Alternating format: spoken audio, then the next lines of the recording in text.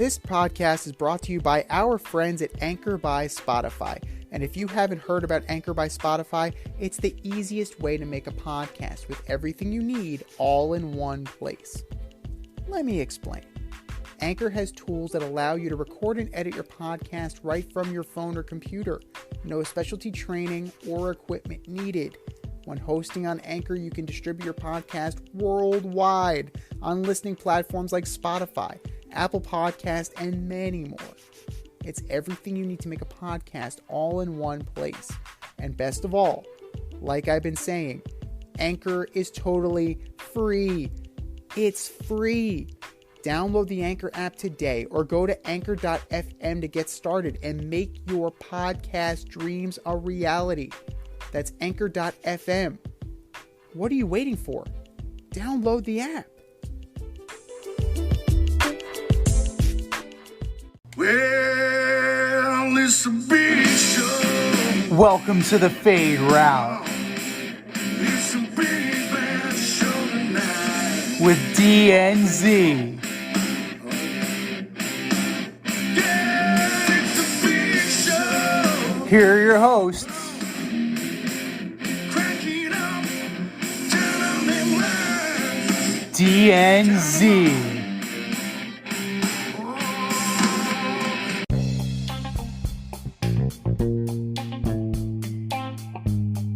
Welcome to this week's episode of the Fade Route with D and Z. I am D. We got a great show for you tonight. Tom Brady takes 10 days off. Lamar still doesn't have a contract. And Bob Squirrel joins us on the in route. But we begin today's show with the New York Jets. Rookie Zack Wilson went down on a non-contact injury in the first quarter of the Jets' second possession during their first preseason game. The Jets are optimistic that the injury is a meniscus tear and a bone bruise, which means Wilson will be able to play in 2 to 4 weeks. Z, what should the Jets do? Well, let's take a quick look at their depth chart, shall we, before we go on to what they will do. Joe Flacco is allegedly their backup, right? He's listed as second string on the depth chart. Was not in uniform. He was in street clothes doing his best quarterback coach impression. So he's just looking like he wants to get out of the league. Like, I'm just going to be real here. Joe Flacco did not look like he wanted to play at all.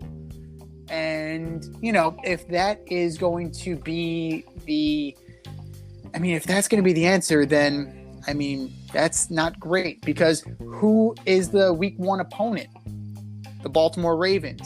And what's one thing that the Ravens do? They rush the quarterback. And what's one thing that Joe Flacco is not? Mobile. So it's like having Frankenstein's monster under center. So that is not the best of options. Now, Flacco, 98 and 78 is his career, 227 touchdowns, Super Bowl MVP. Like, he has cred in the league, but he's our age. He's 37 years old. You know, he's at the tail end of his career. Now, the good thing is that it's a 2 to 4 week stopgap type situation. So if everything goes right, because it's 2 to 4 weeks, and maybe Zack Wilson will be ready by then.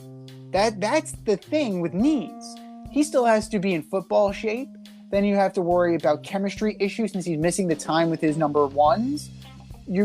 It's a difficult mix for a second-year player to jump back into. So, yeah, you're going to go to Flacco because makes the most sense. But Mike White, Jets legend for a game, Mike White.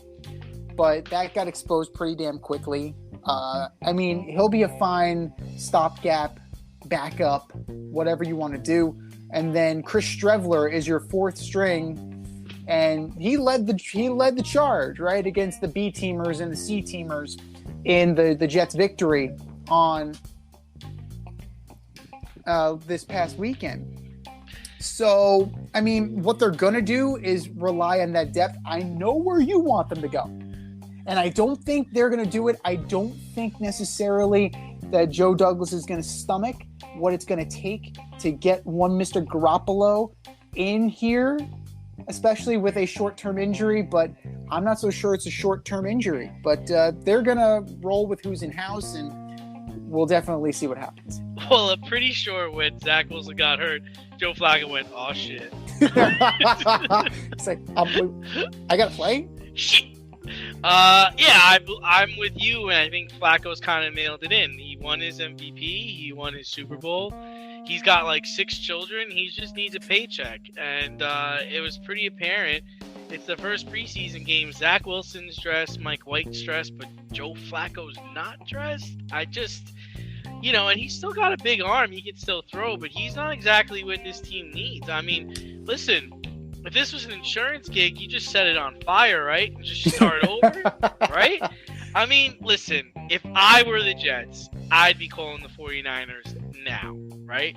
Because you're not going to have that much leverage once other teams are getting involved. So I'm just trying to gauge what's it going to take, because if you believe in Zack Wilson, right, it would behoove you not to start him in the gauntlet that they've got to run their first couple of games. I mean, they start off with the NFC North, and it doesn't get easier after that. Like, they got a tough 8 to 9 games to start the season. So you're gonna trot Wilson out there on a bad knee against, I don't know, like some of the best pass rushers in the league. I just think if you're trying to protect this kid, if he really is the future, then let's give him until October. Let's give him until November. I mean, Jimmy G is notorious for getting hurt anyway. I mean, what are we trying to do here? Are we trying to win? Are we going to be like the Giants and we're going to be like, you know what? If he doesn't work out, we get a top 5 pick next year. Next year's quarterback class is the shit. Like, is that what you start to think? But also, if I'm looking at this, I understand it was one series. And I understand it's the first preseason game. But dude did not look sharp. It's not like he went out there and he was 3 for 3 for 45 yards. He was 1 for 3 with a pick. And when he was running, he looked like me running right now. Like, when I was his age, no one's catching me in the open field. All right? I mean, his shake was so slow, and he tripped up himself. So that's where I am. I mean, I've been down on him, but imagine how awful it's going to feel if this kid is hurt for a month and you see Trey Lance lighten it up, and they're 4-0 because they have the ability to go 4-0. I'm pretty sure their first 2 tests are against bum teams. I think they're playing like Seattle, and I want to say like the Texans or something like that. So I don't know. That's where I sit. Wilson, Lance, Mac Jones. Those guys are going to be tied together because they're not Trevor Lawrence. So. Right. They're like the other guys. It's like the Brady Six, right? They're always going to be lumped together. So if Jones and Lance, 2 guys I linked Jones to the Jets. I know you were big on Jones to the Jets, and if either one of those guys gets off to like a meteoric start, I'm sure Joe Douglas is gonna doubt himself a little bit, but like I think they're gonna trust the process on this one. But to your point, like it was a poor decision on Zack Wilson's part, and Anthony Beck pretty much nailed that in his analysis. When he cut back in, he cut wider than his shoulder.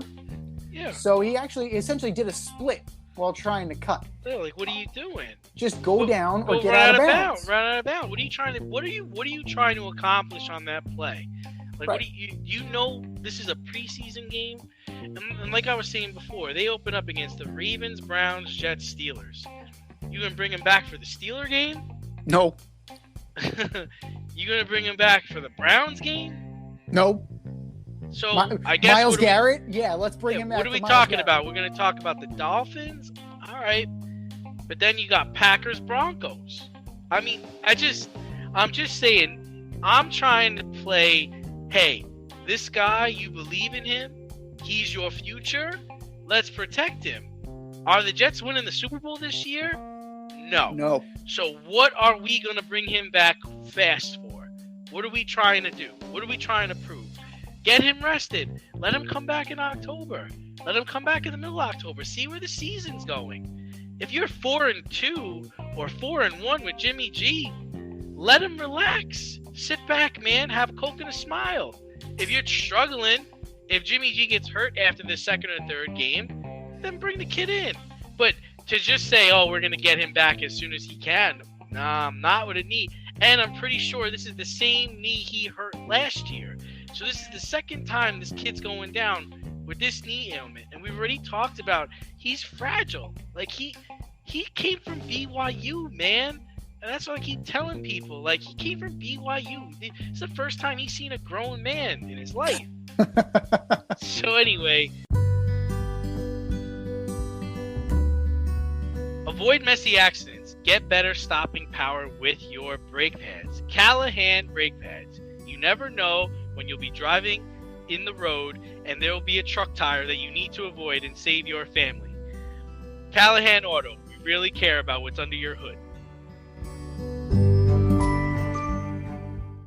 Listen, we don't put much stock into preseason games, but all the quarterbacks on the field for the Steelers-Seahawks game over the weekend, they didn't look like Zack Wilson. Kenny Pickett really impressed in his debut with a 13 for 15, 95 yards and 2 tutties.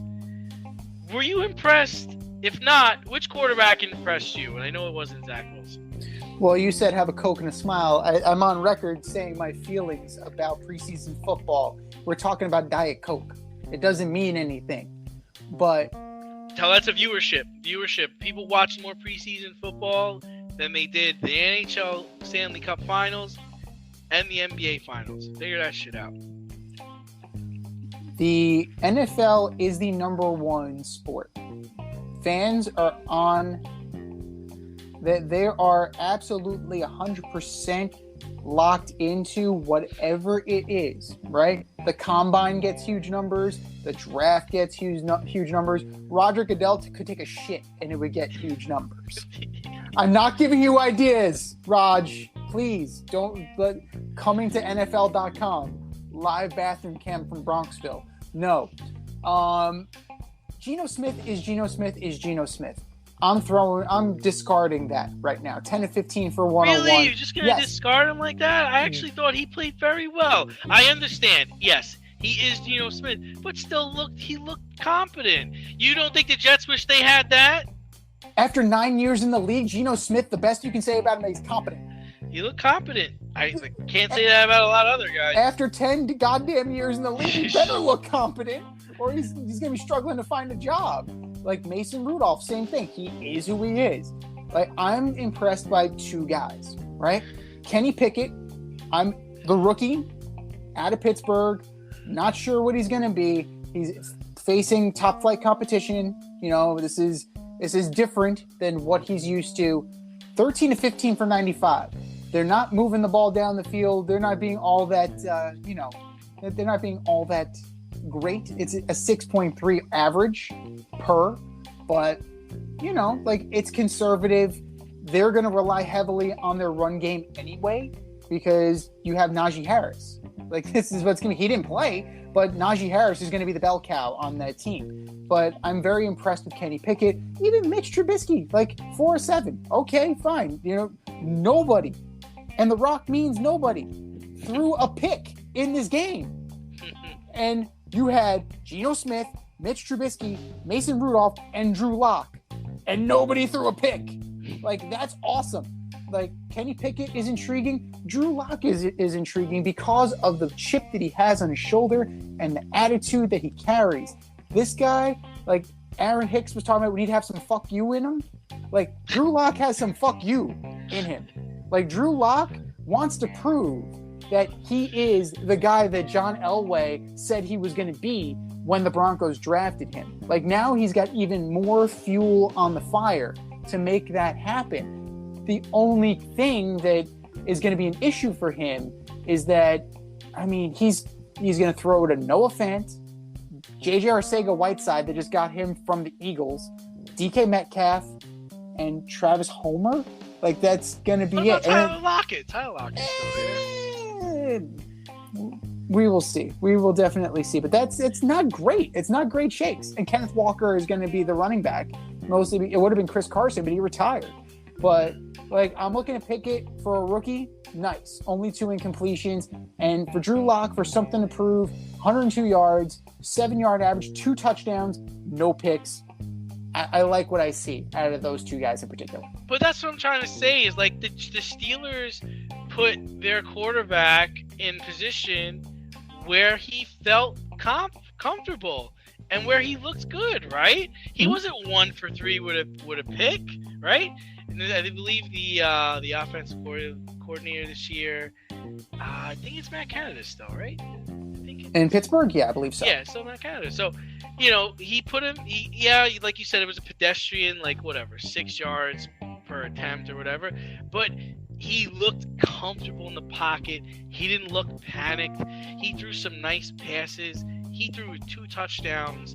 Like, if I'm the Steelers, I'm like, all right, he's competent, right? That's what we want. Geno, I told you, I really like Geno. I thought he looked good. He threw some darts. I get that it's 9 years in the league, but hey, look at Joe Flacco. He don't look that good, and Geno can move. If he had to move, he moved. But the guy that I was really impressed with, and it's my dude, it's Mr. Drew Lock, 11 for 15, 102 yards, and a tutty. I'm still a Drew Lock fan. In fact, when I was on vacation recently in South Carolina, somebody was wearing a Drew Lock jersey. Holler back. It was awesome. Never seen one of those in person before. But I always liked him. How about this? Watson. Watson looked like dog shit. 1 for 5 for 7 yards. Getting booed out of the building? Now, if Kenny Pickett came out looking like that, right? We'd be talking about that. So I think they came in with a plan. They executed it. Kid looked good. I think the Steelers have a good quarterback competition because I think Mitch is ultimately going to take the job, but Kenny Pickett showed he could play. And on the flip side, Seattle's got a toss-up.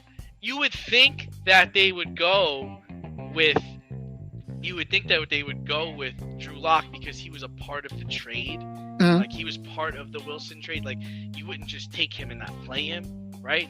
And as far as Carolina was concerned, Baker and Sam got in their thing. I mean, it's whatever, but, you would think that Baker would win that job, right? Because they traded for him, right? You're not going to trade for a guy and say, thanks, hold the clipboard. Especially Carolina opens up against the Browns. You kind of got to play Baker in that game, right? A little bit of added intrigue, that's for sure. So, at the end of the day, there are some storylines that you're definitely looking for. There aren't that many competitions, right? Like, a lot of teams have their guy. A lot of their guys have already been paid. Like, even some guys who don't necessarily deserve it yet, like a Kyler Murray. Like, I think that was a bit of a reach, but a lot of the quarterback battles are for the lower position, right? They're going to be for the backup. They're not necessarily for the starters.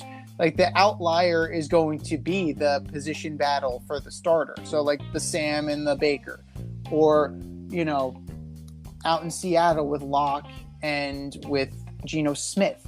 Like, it's really, this is what makes a lot of preseason football Diet Coke for me. It's just that those down the roster battles that, you're not really paying too much attention to. But you're also looking at, what about this that just came out as well, that the Giants admitted, maybe a little slyly, maybe not explicitly, that they're not as confident in Daniel Jones as they led on to be, because Tyrod Taylor is getting first-team reps in addition to Daniel Jones. So, what are the odds that Tyrod Taylor actually cedes this job from Daniel Jones and at least, plays a few games before he inevitably gets hurt? I think what has to happen is you have to start with Daniel Jones. He has to start, right? Mm-hmm. And if he gets hurt or he can't compete, and Tyrod takes the job, I don't think you go back to Daniel Jones, right? It's like once he's out, he's out. But you've got to give him every chance to succeed. And unfortunately, from what I've seen, it looks like Daniel Jones is going to be like a career backup. It's just what it looks like to me right now. He's looking too much like Dave Brown out there. He's not looking like a Josh Allen or, I don't know, like a Joe Burrow. Like, he's not looking like a guy that should have been taken top 10. And the craziest part is in that draft, the Giants really reached for him. I mean, there was nobody talking about Daniel Jones. There was nobody like trading up to get Daniel Jones. You would think that he would have been there in the third or the fourth rounds. So he's looking more like a career backup to me. Well, it's always the Broncos were scaring people into the fact that they may draft up, and that's where the Giants ended up, kind of reaching for Daniel Jones. I'm with you. I don't see Eli Manning there. Like, I don't see, I don't see a great quarterback. Like, yeah, Kyler Murray was the number one overall pick and, allegedly the best quarterback available. Time will tell. The late Dwayne Haskins was also in that draft. So, like, it wasn't a great draft for quarterbacks to begin with. Exactly. So, there was no reason to reach for a guy. Well, I mean, a reach. Drew Lock went 42 to the Broncos. Like, perfect example. So, like... And he's gone. Yeah. He could have, but so was Noah Fant, who went 20 in that draft. And he's gone. He's gone. So, it's one of those things that, would the Giants have been better off taking a guy like Josh Allen from Jacksonville's Josh Allen, or TJ Hawkinson, or Ed Oliver, or Devin Bush, or Rashawn Gary? Like, those are guys that went in the next 5 or 6 picks after Daniel Jones, and they've kind of established themselves as big money or decent at the low end NFL players. I'm looking at you, Josh Allen from Jacksonville. Everybody else seems to have cemented themselves pretty well. But, Daniel Jones is on the 5th year of his rookie contract. It's most likely he's not going to get extended. He's going to hit the market. And I think journeyman backup quarterback is definitely an accurate assessment of where he's going to be. Jarrett Stidham in that draft too, who's also gone on to Vegas.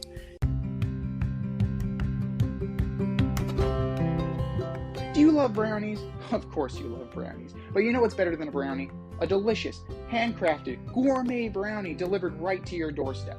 That's what our guys at Sweet Life Brownie Co. offer. Chef Tommy D and the crew offer a dozen delicious delights that you will crave, from the classic OB to Dutch apple to campfire s'mores and many more. Check out their website, sweetlifebrownieco.com, for their Friday brownie drops. At noon, their site goes live and you see what they're making. Since you're there, become a site member and earn points. You earn 50 points just by signing up.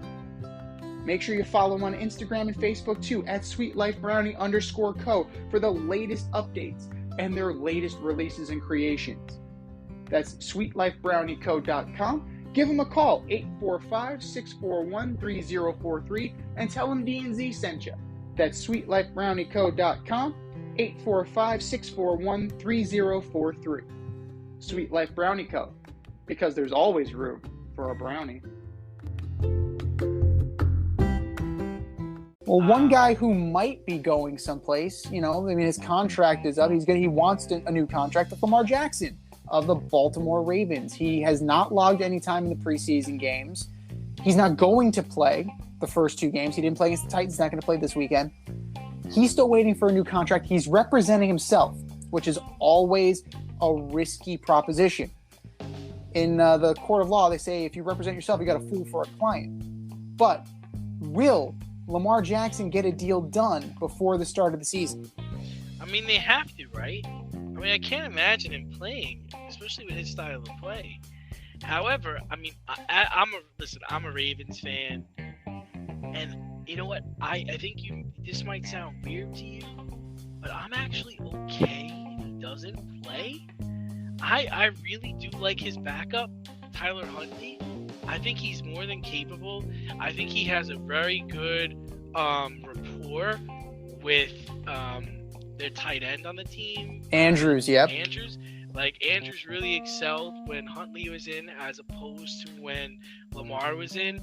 They've kind of created this offense for Lamar, and Tyler Huntley can run it. Now, he was on the wrong end of a couple of interceptions, but he's got the skills, he's got the tools. He's very athletic, much more athletic than Daniel Jones. So, if he, I don't know what the hang-up is. Is it years? Is it dollars? So that's the thing, is I don't know. And I can't imagine the Ravens trying to be cheap with this guy when they pretty much catered their offense to him. Last time I checked, who won an MVP? Lamar Jackson won an MVP. Who did not win an MVP? Kyler Murray didn't win an MVP. And yet, I'm looking at Kyler Murray making a ridiculous boatload of dough. Now, Deshaun Watson, I'm looking at him too. That money's guaranteed. Yeah. And he may not play because he rightfully should be suspended. Yeah. Right. So if I'm looking at if I'm Lamar Jackson, I'm looking at these two guys. It's like, I've delivered the goods. These two guys have not. Pay me. True. Pay me. True. I mean, yeah, if you're Lamar Jackson, but if I'm the GM of the team, I'm trying to figure out, like, I don't know how sustainable his play is. And I don't know how successful Murray's going to be. I think they're ass backward down in Arizona. I think they're crazy for giving that guy that much money.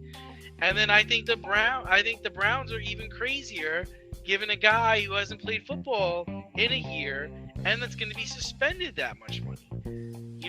I'm looking more along the lines of an Aaron Rodgers, right? Because that's, I think, he's the number one paid quarterback.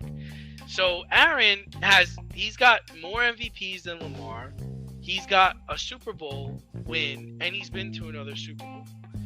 So Lamar hasn't touched Aaron in those retrospects, and he hasn't been as successful passing the ball as Aaron has.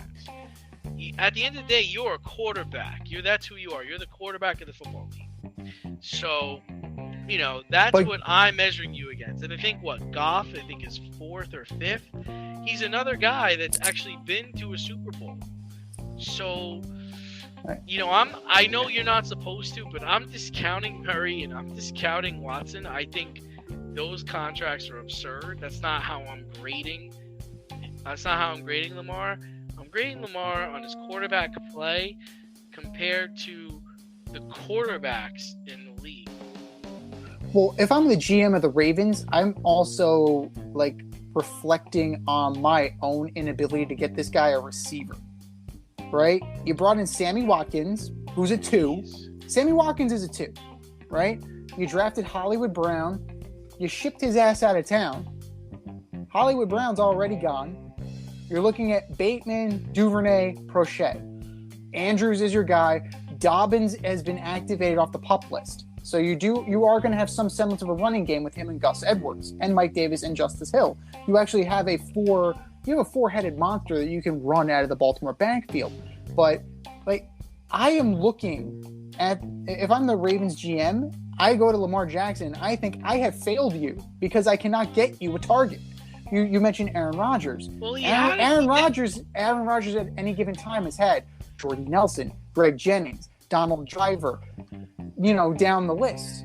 Randall Cobb, Devontae Adams, Robert Tonyan at tight end. Aaron Rodgers. Robert Tonyan's a bum. Robert Tonyan's a bum. But they do have either the best or the second best tight end in the league in Andrews. Now looking at the top. Let's look at the top 10 paid quarterbacks. Mm-hmm. Right, we got Rodgers, Watson, Mahomes, Allen, Derek Carr. That's the top 5. And then after that, you got Stafford, Prescott, Wilson, Cousins, Goff. So I'm looking at the between $45 and $40 million a year. That's what I'm looking at for Lamar. He's not getting Aaron Rodgers 50. He's not getting Watson 46. And I'm sorry, you're not getting Pat Mahomes 45. You're not getting that. I'll give you, and to me, you're in Allen territory. Very similar players as far as their ability to run, their ability to throw, and how important they are to a team. The Derek Carr number is stupid, but I have to beat that number. You're better than Derek Carr. Fucking the homeless guy on the street is better than Derek Carr. So that's where I'm going. But what did Brandon Beane do for Josh Allen? He went and got Stephon Diggs. Like, what, that is, you need to, you can't expect your quarterback to make chicken salad out of chicken shit all the time. Well, you know what? They went and got Diggs, but they also bulked up their defense. Now, to defend what Bisciotti did is they went and they have the best run. They have one of the best backfields in the league with J.K. Agreed. Dobbins. Okay, so, and they did draft a guy. He just got hurt, and he's supposed to be back, and he's supposed to take the reins this year in Bateman. And then Hollywood Brown, I don't know what happened in that situation, but he got shipped out of town. I don't know why, but whatever.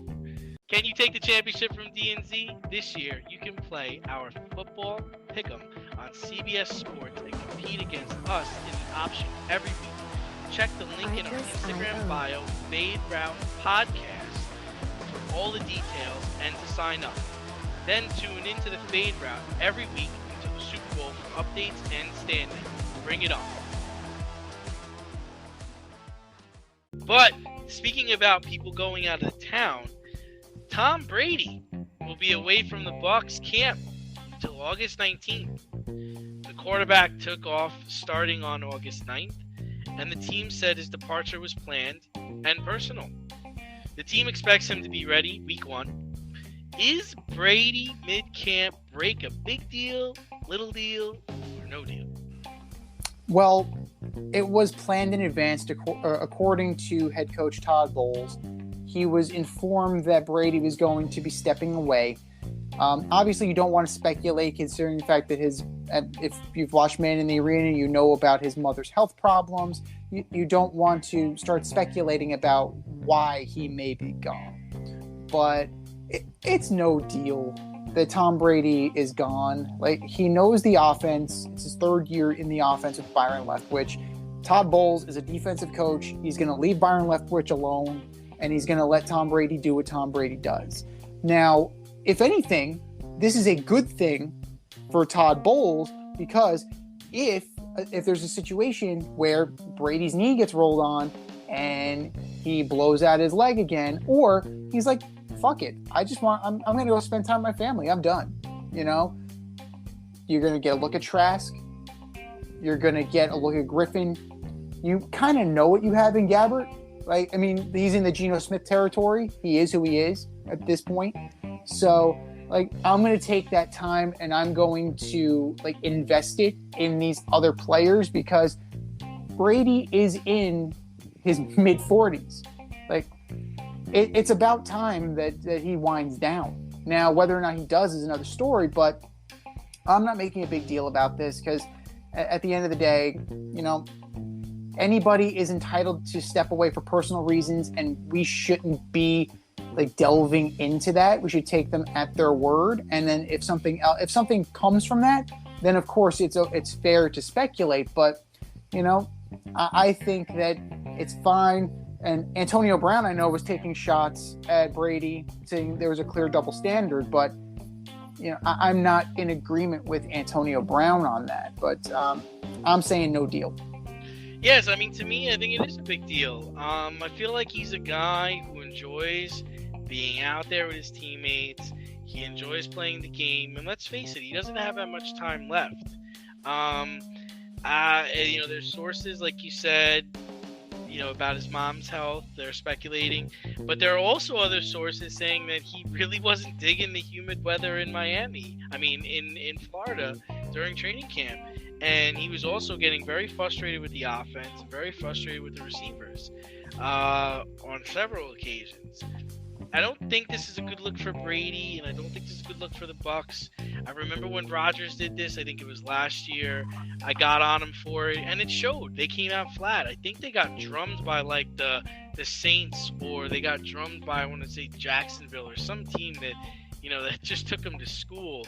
Week 1, they got their ass beat by the Saints. Yeah, so, you know, you're setting yourself up for that. And I granted, he'll come back, and I'm sure everything will be fine, but, you know, you're supposed to be the man in the arena, and, you know, these are the dog days of camp where you're forming bonds with your teammates, and you're getting ready, you know, to go to battle for essentially, what, like 6 months?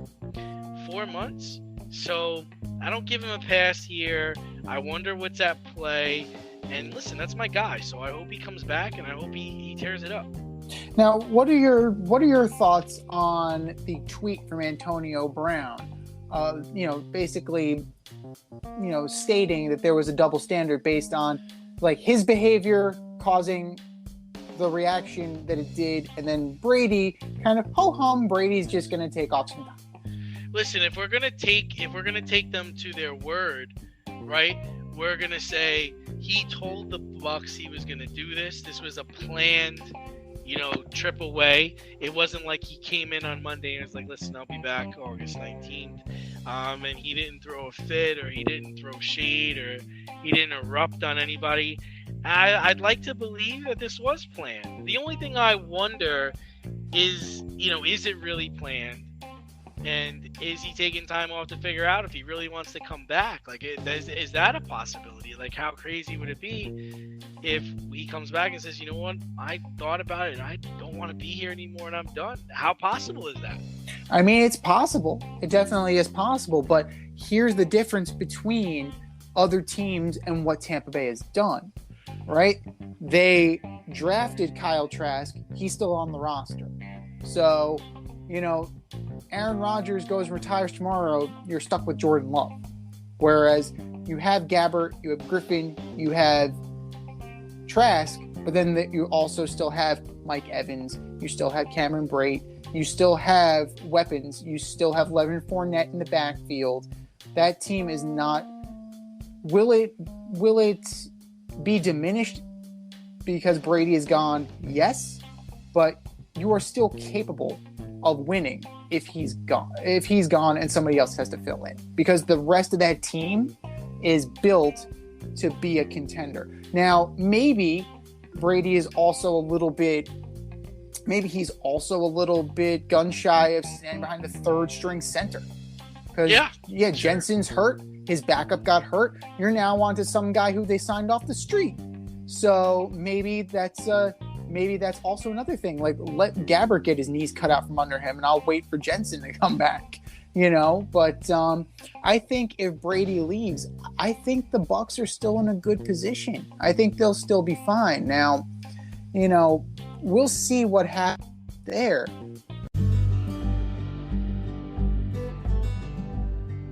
For all the grill masters, green thumbers, home repair heroes, and DIY aficionados in the Richmond, Virginia area, if you're looking for a personal service, quality products, and a convenient shopping experience, look no further than Thacker Ace Hardware in Colonial Heights, Virginia. Owner Don Rackley and his team of local experts have everything you need to tackle all of your home projects.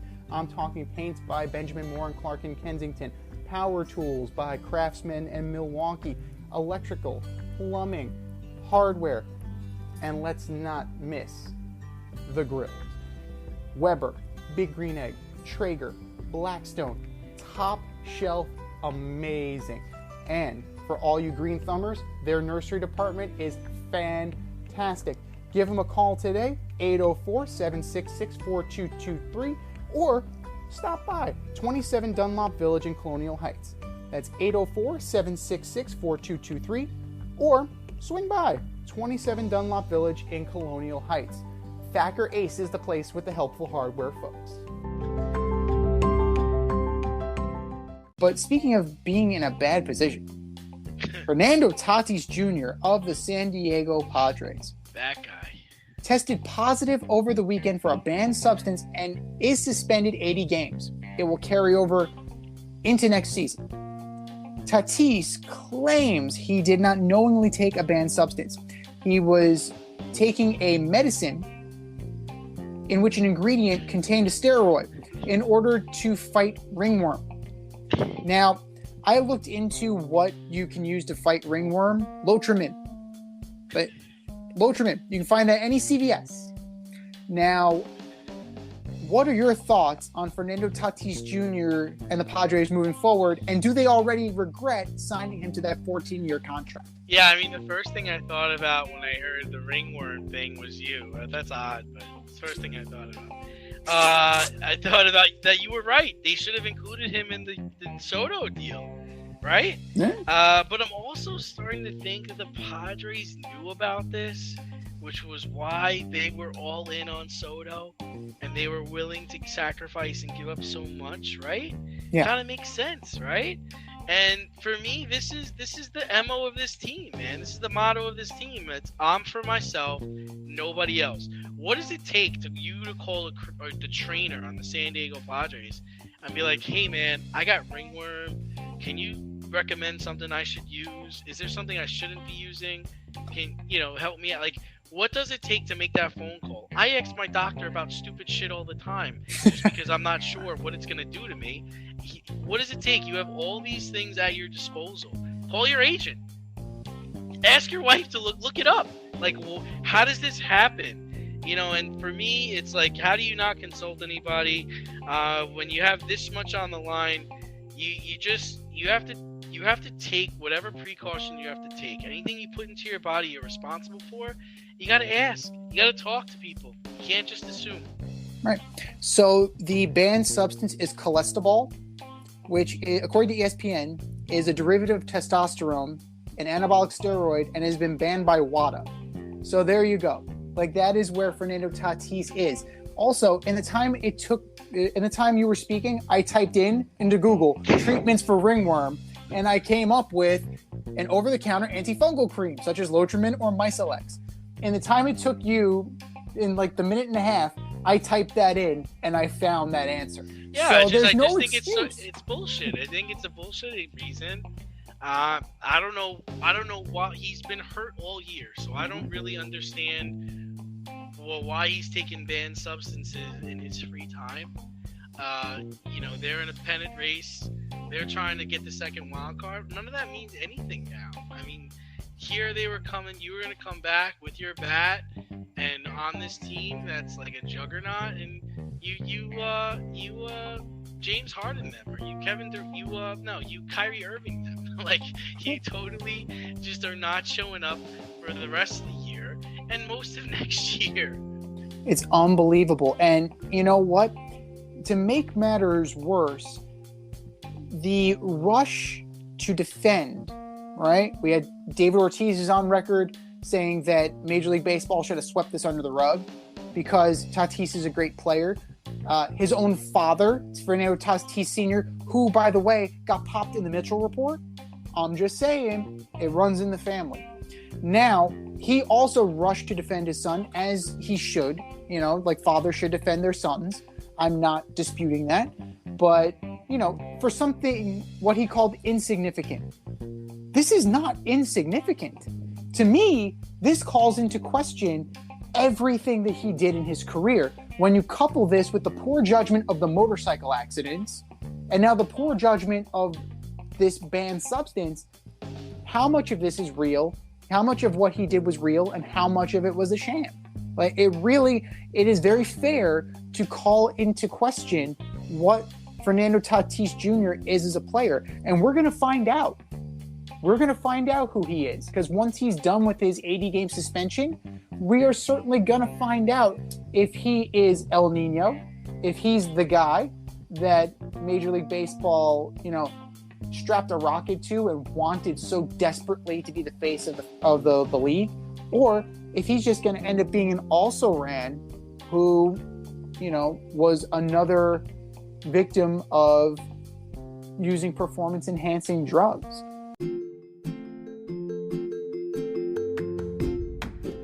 You can't help but smile when you see a balloon. The simplest occasion is a party. Westchester Pop Stars, located in New Rochelle, New York, offers balloon styling and decor for all life's events. Birthdays, anniversaries, weddings, showers, school and corporate events, store openings, or just because. Westchester Pop Stars takes balloons and shapes them into works of art, creating decorative installations for your special occasions. No event is too big or too small, and their custom personalization service is top-notch. Westchester Pop Stars is a private studio, quickly expanding. In-person consultation is by appointment only. Send an email to westchesterpopstars@gmail.com for more information or to schedule an appointment. No need to hire an event stylist. All you need is balloons. Currently servicing Westchester, Putnam, New York City, and Connecticut. To find Westchester Pop Stars, search for them on Instagram, Facebook, or Google. But one guy who we're pretty sure is clean is Aaron Judge. You know, he's legit.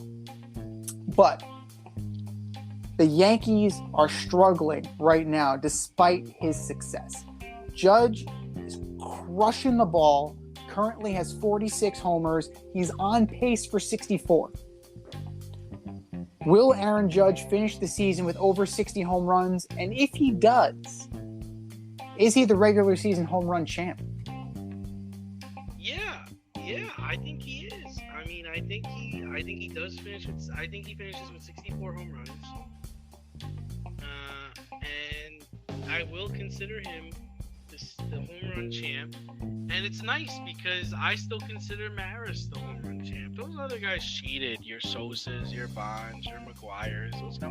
All those guys cheated. Unless Judge tests positive or something, I will consider him the regular season home run champ if he breaks it. And to me, Roger Maris right now is still the guy. You know, and that's I wholeheartedly believe that. I mean, Aaron Judge, he is the poster boy for the league right now. You know, wholesome, clean-cut dude, hits monster dingers. He's what you want to be, right? He's on the field every day, unlike a guy like Mike Trout. He's doing it the right way. He carries himself with class. He carries himself with dignity, and he's a stud. We can agree with that. Now, he's on pace, right? 46 home runs. The Yankees are kind of falling apart right now. Like, Rizzo is leading off. LeMahieu is hurt. Stanton is out again. They just had to call up Florial. Hicks is in a slump. The Yankee offense is not what they had hoped it would continue to be. So who's to say he doesn't start getting pitched around a little bit more? But if you're looking at it, he'll definitely get into the 60s.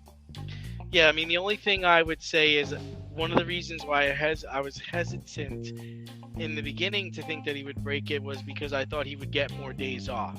But they've been losing so much, they have to play him. And Stanton's out, which is really hurting the situation. And, Yankee fans are freaking out in New York regarding how this team is just pretty much awful. I think they're 2-8 in their last 10. They jumped out to an early lead over everybody, but it was with smoke and mirrors. I mean, I'm telling you that lineup of Rizzo, Judge, Stanton, that was just garbage, and all of it's just I just think it's all catching up to them now. I'm not sure if anybody could overtake them, but it's certainly going to be once you get into the playoffs, you're going to face competent teams with competent pitching. I mean, now they're not even able to score. They've been shut out the last couple of games. That's just ridiculous that's even happening. And everyone's calling for Cashman's job. It's like, how could you call for Cashman's job? They have the best record in Major League Baseball. I understand they're in a slump and they're losing, but I mean, he did put this team together. I mean, to his credit, to me, he really only has that 2009 World Series. Those other World Series were put together by what was the guy's name? Gene. So Bob Watson was before him, and then Gene Michael was Gene Michael and Bob Watson put those teams together with the homegrown guys. And, he's really been a person that's held on to talent for too long. You look at Clint Frazier, you look at the kid Adams, who's not even in the league. He's not even playing baseball anymore. And now what he's doing with Andujar, like, let the dude go and get something for him. I mean, when you think about it, I'm pretty sure our viewers will have to check the record on this, but I'm pretty sure the Astros were willing to trade Cole Hamels if the Yankees would have given up Clint Frazier, and the Yankees wouldn't do it. And you fast forward to the Astros win the World Series, and then the next 2 years later, Cole Hamels is on. Garrett Cole is on the Yankees, and Clint Frazier is not even Major League Baseball. He's not even on a Major League roster. So I will say with Cashman, but if you get rid of him, you know what you got. You don't know what you're gonna get, and there's really nothing to be crying about right now. Well, the Yankees are high on Damon Oppenheimer. He's the second in command to Brian Cashman, so it won't really be if they get rid of Cashman, it'll most likely be Damon Oppenheimer or John Daniels, who just got canned by the Rangers. So we'll see what happens there. But I understand Yankee fans' frustration, right? Because if you're looking at it, Brian Cashman has been in this position since 1998. Right? And he had that run of success tweaking Bob Watson's teams. And Bob Watson tweaked Stick Michaels' team. So it's kind of a conglomerate in terms of those championships. It's a very one-note team, right?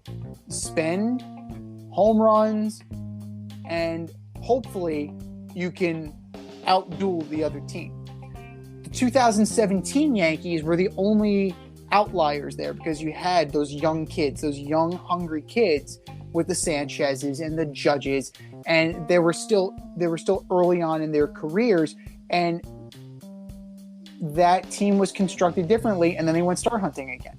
So Brian Cashman knows one way to build a team, and sometimes it works, sometimes it doesn't. Back to what we were talking about, Aaron Judge, he's most likely going to win the Major League home run title because you're looking at Judge with 46 homers, and there's really nobody close, right? Yordan Alvarez has 31.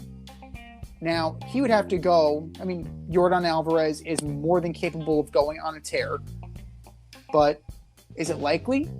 Not with Judge still in the lineup, still being able to pace himself. Byron Buxton gets hurt. He's only played 89 games this year. If Byron Buxton was healthier, would he be higher on the list? I don't know. Anthony Rizzo is fourth. He's tied with Ohtani with 27 homers. It's such a gap in the American League. Now, if you're looking at the National League, you're looking at Kyle Schwarber has 34, right? So Aaron Judge is a good lengths away from these guys. So it is within the realm of possibility that he can win this thing running away. He absolutely can. And,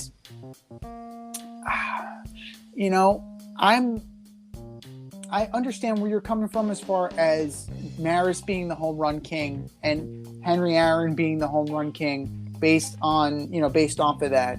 But, we've had this conversation before.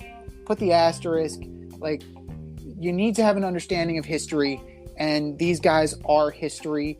They're a tainted part of history, but they still need to have their story told, even if it's, in infamy. But Aaron Judge is crushing it, and I think that 64 is definitely within the realm of possibility because he can go on a tear as well. If Stanton gets back healthy, if the Yankees get whole and hitting again and Judge is protected in that order, I don't see why 64, 65, I don't see that as being too much of a stretch.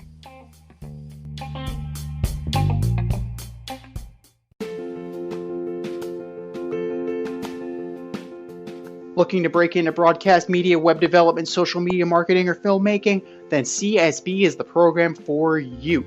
From day one, you'll be trained hands-on by industry pros like friend of the show, Rob Adams, whose goal is to get you trained and get you working in months. not years. CSB offers 8 and 16-week programs in small class sizes designed to give you the personalized attention you need. If you can make it in person, there are 5 East Coast locations. If you can't, they offer virtual classes too. How great is that? And once you graduate, you become part of the alumni network that gets you to the front of the line. Trust me, I'm an alum myself. Go to gocsb.com today, request more info, set up a studio tour, and who knows, you may very well be on your way to a career in broadcast media. That's gocsb.com and tell them Z sent you. gocsb.com.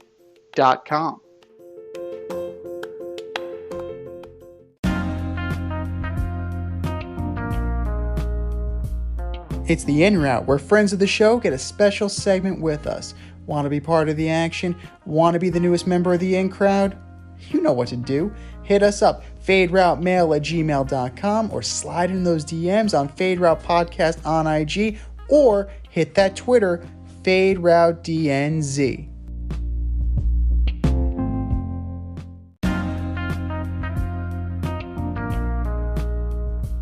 Joining us on the In Route this evening is Mets superfan and historian, soccer insider, and proprietor of Casa Squirrel, Bob Squirrel, everybody. Bob. Hey, good evening. Oh, glad to have you on. All right, we're going to start with your New York Mets. They took 4 of 5 from the Braves last week at Citi Field. Do the Mets have anything to prove this week as they're wrapping up a 4-game series in Atlanta? Well, it would have been great to sweep this series, but when you're catching me here, we've actually lost the first 2 of this series. But we're up 4-0 right now. Second inning, third inning, a little bit of rain. But, for the Braves, I think they came into this series saying, you know what, we have to beat DeGrom, we have to beat Scherzer, because at some point they're going to have to beat either both of those guys or one of those guys if they're going to move forward in the playoffs. You're absolute in that regard, and that's what they're facing tonight and tomorrow. And quite frankly, as a Met fan, I was thinking we wouldn't get swept, but I thought it would have been great. The split is really what the Mets been doing, just winning series, and that's what's getting us through this season in such a great manner at this juncture. So Well, right now we're definitely in the throes of the dog days, and the Mets are dealing with a couple injuries in the rotation now. So David Peterson definitely is going to have a bigger role moving forward now that Walker and Carrasco are going to be out for the foreseeable future. And Miguel, who they had thought when he comes back, which was another week or so, is going to go into the pen. Now it looks like he's going to have to toe the rubber for 5 or 6 innings. So it's not so bad. He did well in the beginning. He won our opening day game. So, the guy has been proving himself as well. Just, it's amazing all the injuries are getting oblique-wise this year. Not just in the Mets, but in the majors. You see it happening all over the place. It is a sensitive area. The Mets last won the World Series in 1986, but they were in the World Series in 2000 and then again in 2015. Do the 2022 New York Mets share anything in common with their successful predecessors? It's a great question. I think they do. They share the roles. They all support each other. There's a platoon system that Buck has been using all season, which is very similar to what Davey did back in '86. Heck, he had Ray and Hojo playing third base, Ray Knight and Hojo. So, they flip-flopped all over the place in that team. The outfield was Dykstra, rotating with Mookie. So it's very similar this year in how they're handling it. Look at Kana now is doing it with McQuinn, our new guy. So we do have a lot of names. That's one thing. For sure. Yeah, for sure. Now, obviously, DeGrom, Scherzer, and Diaz are the most important arms in the Mets pitching staff. But what other pitchers need to bring their A game come towards the end of the season and come playoff time? Well, we actually hit on 2 that are now going into the rotation, Peterson and Miguel. But, it's a little disappointing, and I think he can come through as Walker has a lot to show me. Here we've had 2 games against the Braves, and he hasn't gotten past the second inning in both games. Surprising. He's got to step it up. And, who knows? Maybe Joey Lucchese will come back and give us a couple spots starts. I see he's down in St. Lucie now. The master of the churve, Joey Lucchese. Oh my goodness! But Walker's kind of like he's proving out to be a first half pitcher because he also last year in the second half after the All-Star game he just went downhill fast. So like I don't know. You think it might be an innings wall, or do you think it just might be that Taijuan Walker just isn't as good as his first halves indicate? Well, they were actually showing come back from the All-Star game, Z, that he was starting to tip pitches again. So that might be part of it. But I think you're going to see Cookie Carrasco come back after a month. Maybe it'll be a little sooner from his oblique. And he was really on fire. I mean, he was 13-4, 14-4. So I think he could, it is a month and a half away. The waning days of September, he'll be back. So, and totally. If we get in the playoffs, that's the kind of pitchers you want, right? Yeah, you want the guys who have been there, who've done that. Carrasco's been in the World Series, Scherzer, DeGrom, they've all pitched in the World Series. And even with all this success this season, D and I still feel that the Dodgers are the class of the National League. I mean, they've got the pelt on the wall. They've been there. They've done that with Max Scherzer. So are the Dodgers, in your opinion, the biggest threat to the Mets? Or is there another team on the horizon that the Mets need to keep an eye on? Well, at the beginning of this week, I definitely felt that they were, but they did lose Buehler this week too. So, and yet we had to go and lose Carrasco for a while. It's interesting. I thought the Padres were going to be there for a while. Actually, my outlier is the Brewers. I wouldn't be surprised if the Brewers are going to knock somebody off in the playoffs. They got to get there first, though, right? That's true. I mean, it's a tough out with the Cardinals. Only one team's going to come out of that scrum. Only one team's going to come out of the Central. So, and I wouldn't put it past the Cardinals either. They're a wily bunch of guys, and they're super talented with Goldschmidt and Arenado. Goldschmidt is he's making a play for MVP. I mean, he's really been having a strong season. I do believe that his name should be considered as one of the most valuable players in the league. He's always been an elite player, and he was always hitting there in the Diamondbacks, and whoever heard of him, right? Because the Diamondbacks weren't doing anything when he was doing well. So now he's on the Cardinals, and he's showing his stuff. I concur with that. The Cardinals are a good bet as well. But I'm just saying it's a weird season. Even in the American League, you can see the Mariners, sneak in there too. So, it's definitely, now that we have that additional playoff spot, all bets are off, and you're definitely you're seeing teams kind of hang around that you wouldn't necessarily, think so. Like the Orioles still are in it. They're only about a game and a half out in the American League. So, what are your thoughts? But since we have you, Bob, what are your thoughts on this expanded playoff format? Well, I think it's good for what you just said, that, teams that maybe don't have desired aspirations going into the end of August into September maybe have a shot now. But I do think it has watered it down a bit. Because I was looking, here's where I thought that more so recently. Our last game, if it goes to the seventh game in the World Series, you're talking about the week before Thanksgiving. What? Doesn't even give me enough time to prepare for my next sporting event, the World Cup. No, that's true, because World Cup is mid-November. You're right, in Qatar. That's absolutely right. I don't know what's going on with baseball. Let's just, we're going to have a President's Day Super Bowl. We're going to have Thanksgiving World Series. We're just going to have it all year long. But I do think baseball is coming back into more of a vogue, since some of these younger players collectively are now getting the youth, if you will, involved and following it. And social media is helping immensely. But I don't think they can't make it a 10-month sport. They can't. They just can't do that. Yeah, and they really just can't. They can't really compete with football. We were actually talking about in the production meeting, the first preseason game had more viewers than the NBA Finals and more viewers than the Stanley Cup Finals. How's that possible? Crazy. And think about with the way the NBA, there's a good example. You can't get them out of your mindset through the year, whether it's a draft or whether it's whatever, the Nets are doing or not doing. It's ridiculous. There's got to be a time to have a downtime for these sports. True. But, Major League Baseball, what they like to sell in their off season is more like the hot stove and the rumor mill, and all free agency is very big. And, speaking of that, Edwin Diaz, as we know, is having a remarkable season this year. He's earning some consideration for NL Cy Young, but he's also an unrestricted free agent at the end of the year. And 4/5 of your rotation, the Mets rotation, is a free agent plus Lugo. Pretty much, I think Peterson, I think, is the only Met that is not going to be a free agent next year. So, well, Max will be back, right? Max will be back, but he'll also be 40. So, like, that's the thing, We'll see. Like, well, it's interesting you bring that up because it's an odd thing as a Met fan, Z, that we have an owner who knows what he's going to do with his money, and I think that might be part of the reason you got some other owners worried about it, because he'll just drag up the prices. Some people he never ends up getting. So all of a sudden, the Diaz, I like to think the Mets will re-sign him, but it's hard with a relief pitcher too, because sometimes they're on 1 year and then they're off 2 years. Right. But is this the second year or the first year that Diaz is going to have that being on? We don't know. But right.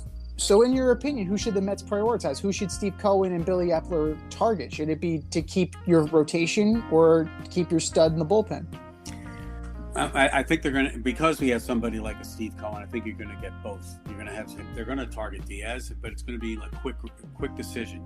You're going to be with us or you're not. And if he's not, then they start investigating other places. And we're going to see it through the playoffs, who might be other key up-and-comers.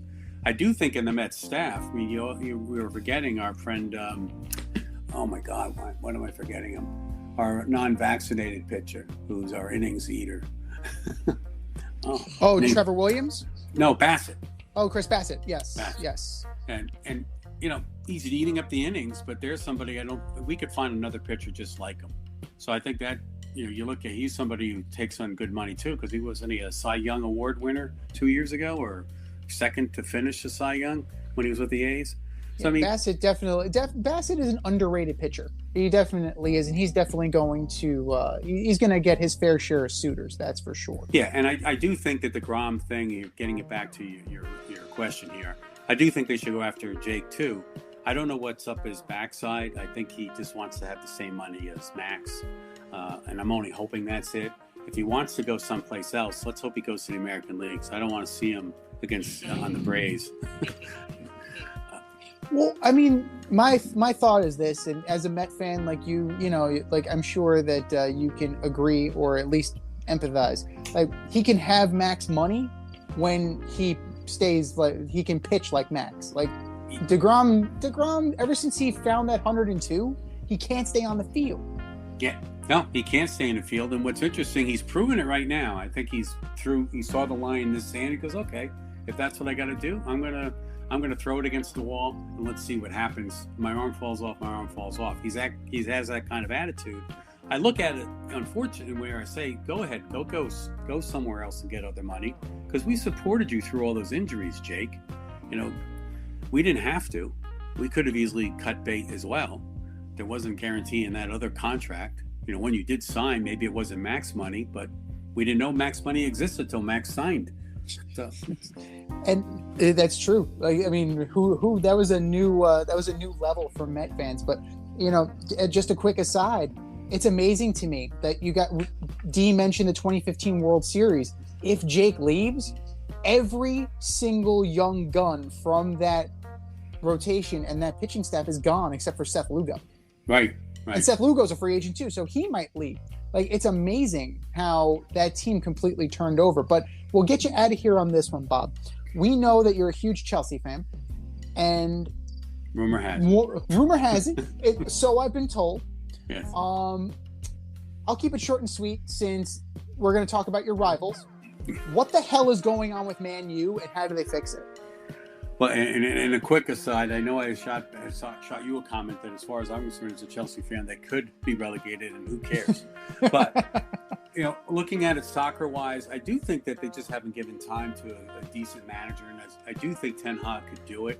And after this transfer window is finally taken care of, whether Ronaldo's still there or not, or whoever comes in, give him the season. Let him finish 12 or 13, because not only does it satisfy what they have to do to get things straightened out, the fan base also gets straightened out, that they can't always just depend upon a fourth place finish or upper four finish, they think it's a God's gift to the world, that they should always get it. Listen to any Man U fan. Chelsea fans just don't say that. We know I rooted for Chelsea before Roman came on board, and I saw the benefits. Now, granted, I was very young before that, but still, I know their history. It wasn't that great. I think the Manchester United folks forget that they had some tough times too before, Alex came on board. Oh, Sir Alex Ferguson, really, he saved Man U. But what about the Pulisic rumor that that Man U's interested? Yeah, that came up, I guess, last night and today. He needs playing time before the World Cup. It could be great, but at the same time, he's got to think about his career. But in being that he needs to get back to the Champions League, and he's going to have a shot with them, so maybe that's enough to intrigue him. I heard that they don't want to lend him out or loan him out.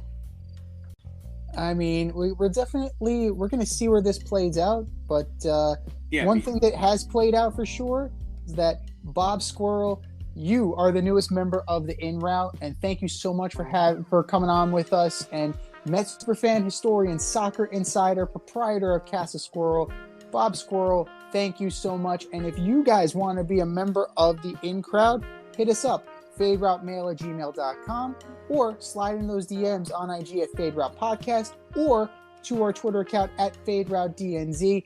Bob Squirrel, thank you for coming on. And folks, you always F with the squirrel. Yeah, guys, I really appreciate it. Hopefully I gave you some good insight, and let's FGM. LFGM, yes, sir.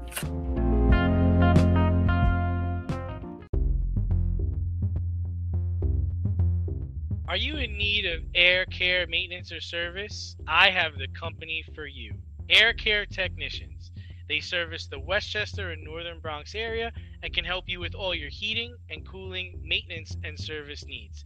Just give them a call at 914-315-1547. Again, that's 914-315-1547. Or shoot them an email at aircaretechnicians@gmail.com. These guys are the real deal, as they are veteran-owned, licensed, and insured. Make sure to tell them that D&Z sent you.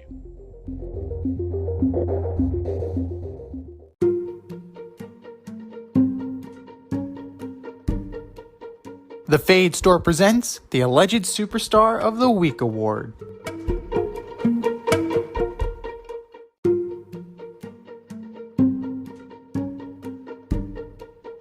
All right, guys and girls, you know what time it is. It is time for the Alleged Superstar of the Week. You know how it goes. We have a poll on our Twitter account at FadeRouteDNZ, and you vote, and you vote, and you vote, and you vote. The winner of that poll gets the coveted ass trophy, and he gets a shout out, or she gets a shout out on this here show. And do you know who took home the ass trophy last week, Dave? No. Spencer Strider. That guy. It was luck. It was pure luck that Spencer Strider took home the ass. But that is last week. This is this week. Who are your nominees for the Alleged Superstar of the Week, D? All right, first up, I've got your very own Zack Wilson. Second possession of your first preseason game. You bang your knee up on the first series. You were 1 for 3 with a pick. You're just a hot mess, Zack Wilson. You're my Alleged Superstar of the Week. And number 2, the New York Yankees. Once on pace for a record-breaking season and wins. You're now 8-14 since the All-Star break. That is the worst since 1990. 2-8 in your last 10. The New York Yankees, you are my Alleged Superstars of the Week. And last and certainly least, the Baltimore Ravens front office. 3 weeks before the start of the season, Lamar Jackson still has an unsigned contract. Get this deal done before the season starts. Baltimore Ravens, you're my Alleged Superstar of the Week. Z, what do you have? All good choices. All very good choices. I'm going to start with Aaron Rodgers, a multiple-time winner. Aaron Rodgers, who threw his young receivers under the bus after a preseason game, calling them inconsistent and saying he was frustrated with the drops. Well, Mr. Rodgers, this is what happens when you sign the big money contract. Your best player, one Devontae Adams, ends up in Vegas because your team can't afford to keep them. So you end up with young, inexperienced receivers. Hope you learned your lesson. Aaron Rodgers, you are my alleged superstar of the week. David Ortiz, who, in light of the Fernando Tatis suspension, stated that Major League Baseball is the party that screwed up here because they should have protected Tatis because he's a special player. What? Are you kidding me? That is absolutely ludicrous, and that is one of the coldest, silliest takes I have ever heard. David Ortiz, you are my alleged superstar of the week. WFAN overnight host Sal Licata, speaking of asinine cold takes, saying that Taijuan Walker should have pitched through his back spasms and possibly risk injury because the Mets needed him for a game in the middle of August, citing that David Cone would have done it and John Smoltz would have done it.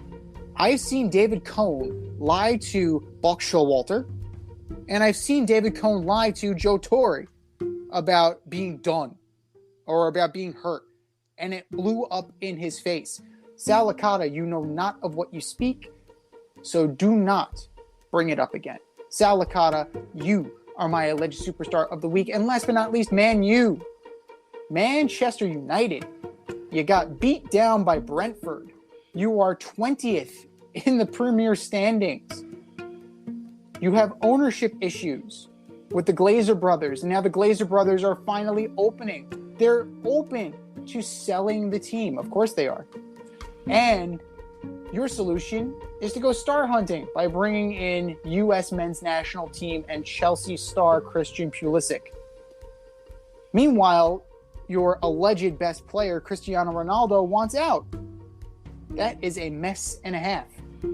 Manchester United, you are my alleged superstar of the week. I think we have made our case, ladies and gentlemen. Go to the poll and vote and vote and vote. And for our nominees.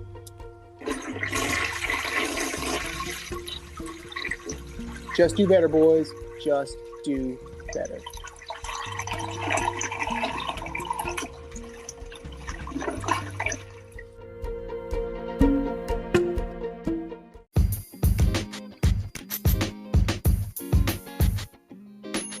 Your favorite podcast has its own merch line now. Go to the Fade store with DNZ.com today for all your Fade Route merch needs.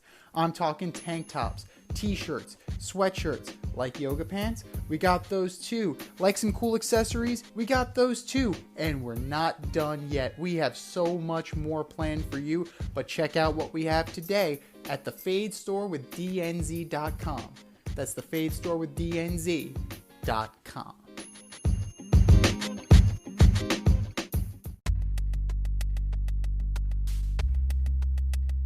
Order up!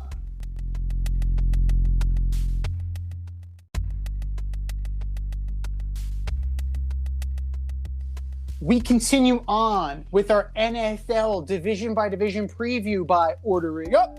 Order up, order up. This week we are ordering up the AFC North from 4 to 1. Who you got, D?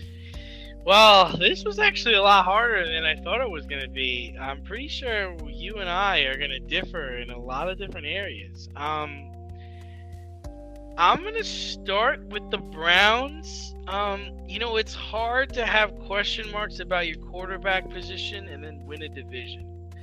So for that reason, I do think they have talent, but I do think they're going to struggle, especially how Watson just did not look like the part. So I'm going to go with the Browns at 4. All right. And then, oddly enough, I'm going to go with the Ravens at 3. It's hard to know what they're going to be because they had so many injuries last year, and they weren't able to compete at a high level consistently. They get J.K. Dobbins back, Hollywood Brown's gone, Bateman's in. Defense, they still should be able to knock people around, but the Lamar Jackson contract situation, I don't know what goes on there. So I'm going to stick with them at 3. At 2, I'm going with the Steelers. They have talent on offense and defense. They're just not consistent defensively, as weird as that sounds. I think Mitch competes for comeback player of the year, and I think he leads the Steelers to success. At number 1, I got the Zebras or the Bengals, depending on what uniform they're wearing. Offensively, they're great. I do not believe in their defense, but I think they're going to outscore people. For Burrow reigns supreme. Bengals win the North. Interesting. Very interesting. So, we definitely are not going to tie like we did last year. So, I have to go with the Browns as well in the cellar, because of the fact that their quarterback situation is not settled. Yes, they have a very good team, but the quarterback, it's a drastic drop-off from Deshaun Watson, who is suspended, and frankly, he's probably going to get more. Like, let's be real here. It's now in the appeal process. He's probably getting more than the 6 that they initially gave him. So that leaves you with Jacoby Brissett, Joshua Dobbs, and Josh Rosen. That's a hell of a drop-off in terms of talent-wise. Could they go get Jimmy Garoppolo? Sure. But they don't have Jimmy Garoppolo right now. Kareem Hunt wants a trade. Denied. So, plain and simple, denied. Get back to work, Mr. Hunt. They have talent, but it's Cleveland. It's going to be a colossal waste of talent. 4th place, I'm taking the Bengals. I'm saying Super Bowl hangover. The offensive line issues are going to finally catch up with them.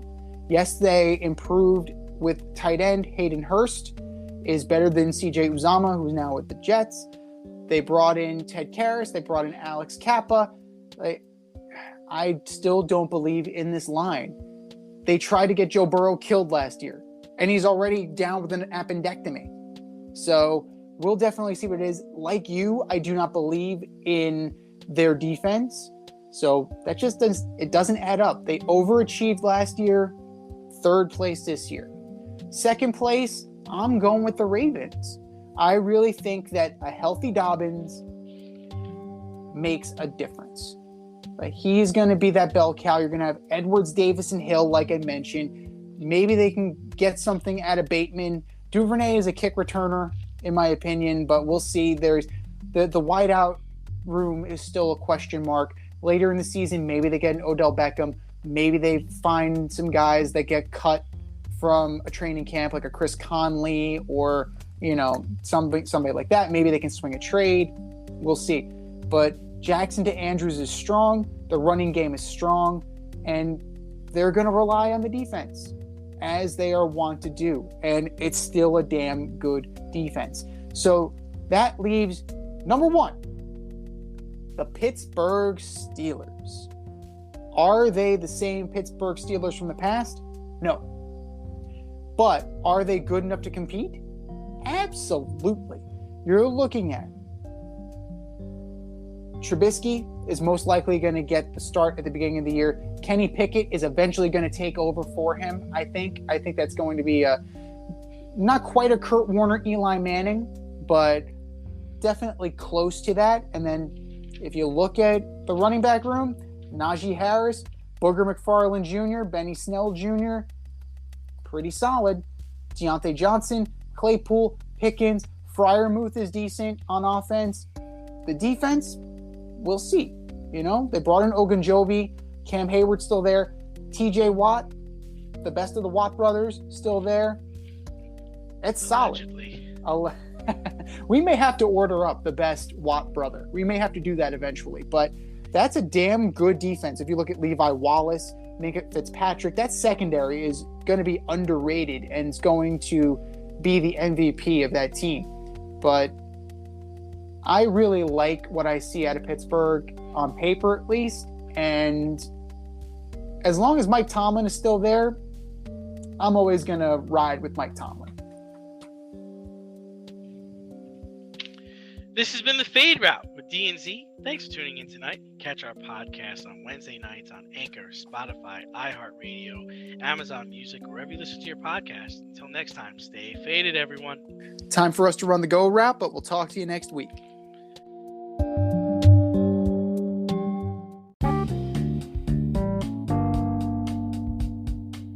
Want to get on the action, we want to hear from you. Hit us up, faderoutemail@gmail.com. Slide in our DMs on IG @FadeRoutePodcast. Drop us a DM on Twitter @FadeRouteDNZ. Comment on our YouTube channel, The Fade Route with DNZ. Questions, comments, picks, segment suggestions, you name it, we want to hear from you. Get at us, in crowd.